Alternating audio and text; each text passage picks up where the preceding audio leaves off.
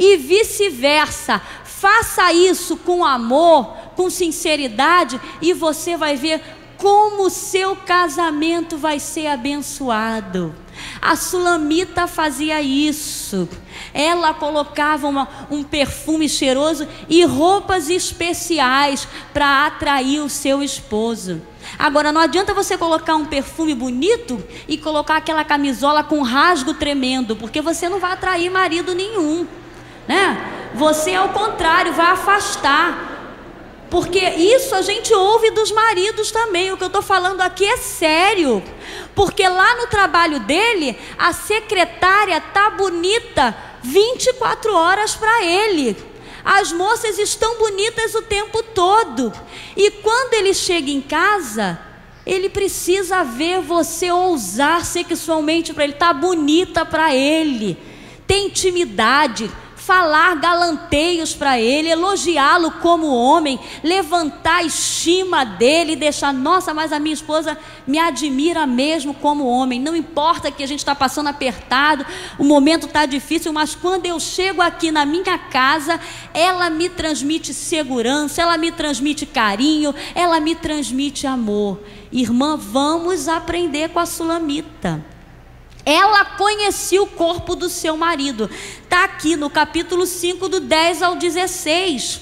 Ela faz elogios a ele também, a sua face rosada, as suas pernas. Ela conhecia o seu marido. Tem esposa que não conhece o marido. Às vezes é o aniversário dele, quer comprar um presente, não sabe o tamanho do sapato, o tamanho da calça, o perfume que ele gosta. As coisas mínimas do relacionamento comum entre marido e mulher, que ela deveria saber, ela não sabe. Então, você precisa rever esses conceitos e ser mais ousada. Conhecer o seu marido. Vocês precisam expressar a afetividade um para com o outro. Vocês precisam ter os seus momentos a sós. E você, como mulher, tem que ousar na área da sexualidade sendo ativa. O que eu vejo é que muitas mulheres são passivas. Elas até têm dias que têm vontade, têm desejo de ter relação sexual com seu esposo. E ela olha para o esposo, ele não está nem aí, ou está preocupado, ou está cansado, mas ela é incapaz de ser ativa, de tomar uma iniciativa. Por quê? Não é para ser assim. Você tem que ser ativa. A Sulamita, ela era ativa, ela tinha iniciativa. Você vê aí no capítulo 8 de Cantares, no versículo 4, quando ela diz: a sua mão esquerda esteja debaixo da minha cabeça e a mão direita me abrace. Olha ela falando para o marido. Ela foi deitar com ele e ela falou: olha, coloca a sua mão esquerda debaixo da minha cabeça, do meu pescoço, e me abraça com a mão direita, me faça carinho. Não tem vergonha nenhuma.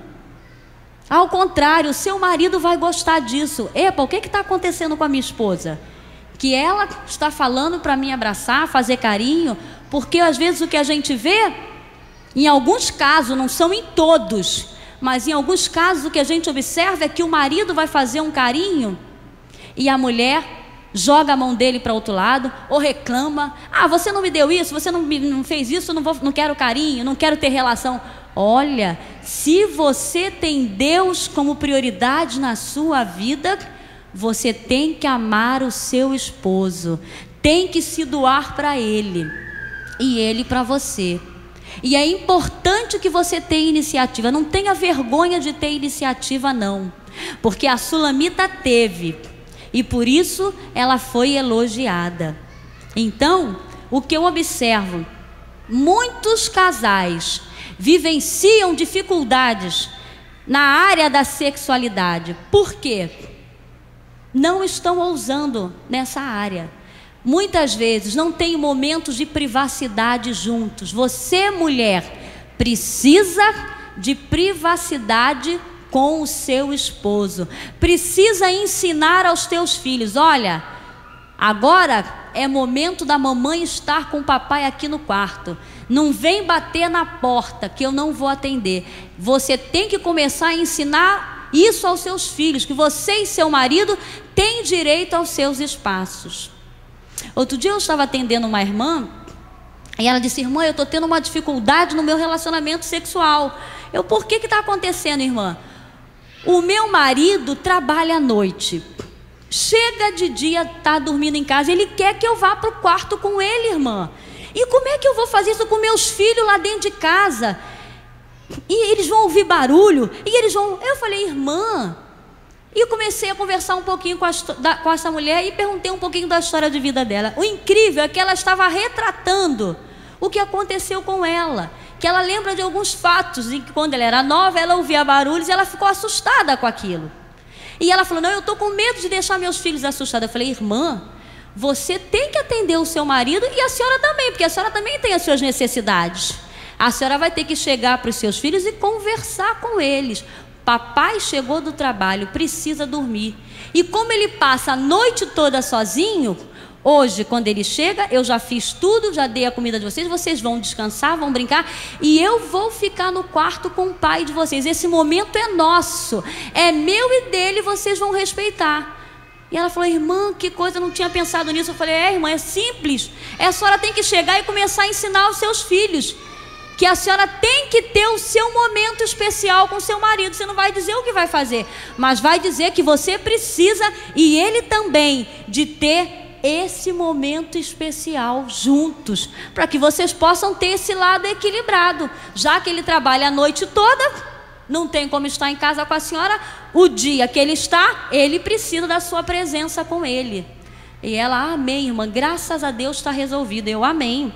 Então, nós como mulheres temos que ousar nessa área como a Sulamita ousou, trabalhando o lado emocional dos nossos maridos, trabalhando o lado físico deles, atendendo aos seus desejos sexuais, não só dele, porque é nosso também, que eu e você como mulher também temos as nossas necessidades sexuais. Somos seres humanos normais, e a melhor coisa é quando o casal tem intimidade nessa área, sabe ousar nessa área, porque se você fizer assim, irmã, tenha certeza, Deus está se agradando disso, e as nossas orações estão sendo ouvidas, como está lá no livro de 1 Pedro, no capítulo 3, versículo 7, que o marido tem que ter dignidade com a esposa, e a esposa com o seu marido. Sabe por quê? Para que as suas orações sejam ouvidas. Tem casal aí que as orações não estão sendo ouvidas. Sabe por quê? Tanto o marido quanto a mulher não estão atendendo um ao outro na área da sexualidade. E como isso deixa as pessoas tristes, chateadas, revoltadas. E tenha certeza, isso vai interferir na sua vida espiritual. Tenha certeza, quanto mais espiritual você for, melhor será a sua área sexual, a sua intimidade sexual com teu marido. Que você possa entender isso nessa noite. Quanto mais espiritual eu for, mais intimidade eu vou ter com o meu marido na área sexual, mais liberdade eu vou ter, porque eu vou me tornar realmente uma só carne com ele. E tenha certeza que a área da sexualidade atende às 3 áreas do ser humano: a área espiritual, a área emocional e a área física. E é por isso que Satanás faz de tudo para que casais evangélicos não vivenciem bem a sua sexualidade. Sabe por quê? Ele não quer ver você bem espiritualmente. Então ele vai tentar fazer de tudo para que você não viva bem na área da sexualidade. Mas em nome de Jesus, nessa noite, que você a partir de hoje possa nutrir o seu esposo emocionalmente, fisicamente, tanto você como ele a você, para que vocês sejam bênção.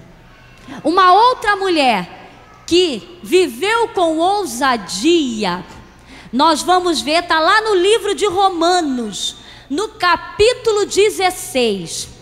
Essa mulher ousou compartilhar um pouco daquilo que ela tinha com as pessoas pobres e necessitadas.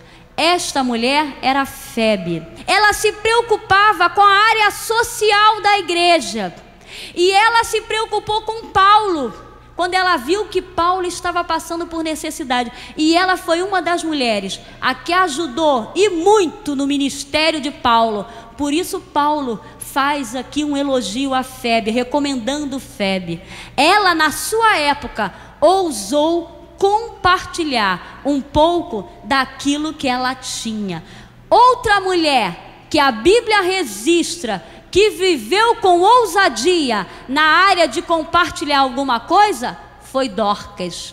Você vai ler lá no livro de Atos, no capítulo 9, de 36 a 43. Anota e você vai ler em casa. É tremendo. Dorcas era uma mulher pobre, mas ela tinha o cuidado de cuidar de todas as viúvas ali da sua igreja.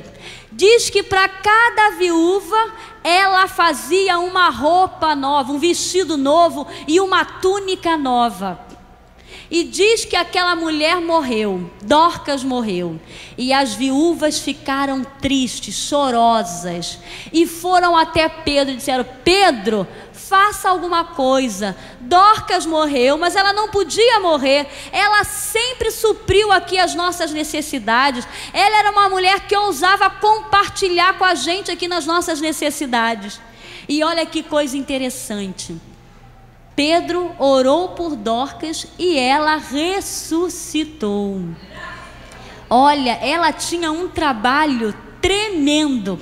Tanto Dorcas como Febe estão registradas na Bíblia a história dessas mulheres, porque elas ousaram na área de compartilhar. Elas não eram egoístas, elas estavam sempre preocupadas com o outro.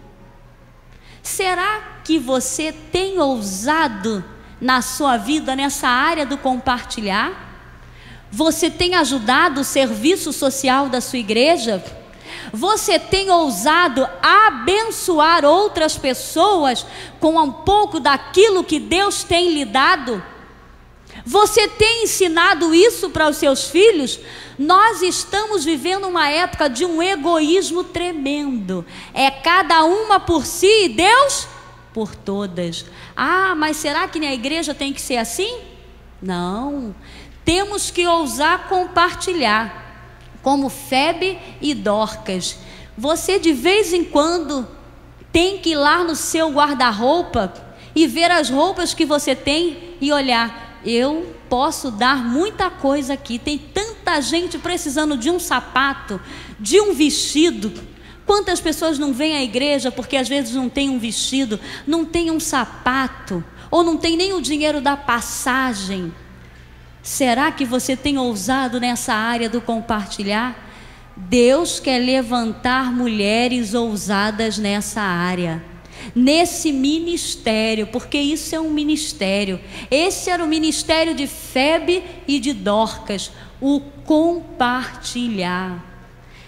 E isso é um ministério que eu tenho visto muito pouco atuando na área da igreja. E temos que ensinar isso aos nossos filhos desde pequeno. Sempre que você puder, uma vez por mês, na sua casa, chame os seus filhos e diga: hoje você vai tirar as roupas que você não está usando, ou até mesmo roupas também que você está usando. Não é só o que você usa, o que você não usa mais não, porque Dorcas fazia vestidos e túnicas novas para dar. Então eu vejo que ela era ousada. Você tem que ousar também em dar aquilo que você ainda nem usou. Faça isso e você vai ver como Deus vai te abençoar. Tem pessoas que estão deixando de ser abençoadas porque não estão ousando compartilhar aquilo que Deus tem dado na sua vida com outras pessoas. Não dê só as coisas quando elas já estão velhas, rotas, que não dá mais para ser usada não. Dê coisas boas, dê coisas que você ainda coloque em uso na sua casa. Faça isso, seja ousada, mesmo nesse momento de crise em que estamos vivendo no nosso país. Experimente fazer isso pela fé e você vai ver como Deus vai te dar vitória em sua vida. Não deixe que o medo, que o egoísmo tome conta de você. Que você aprenda nessa noite a compartilhar, assim como Febe e Dorcas ousaram compartilhar.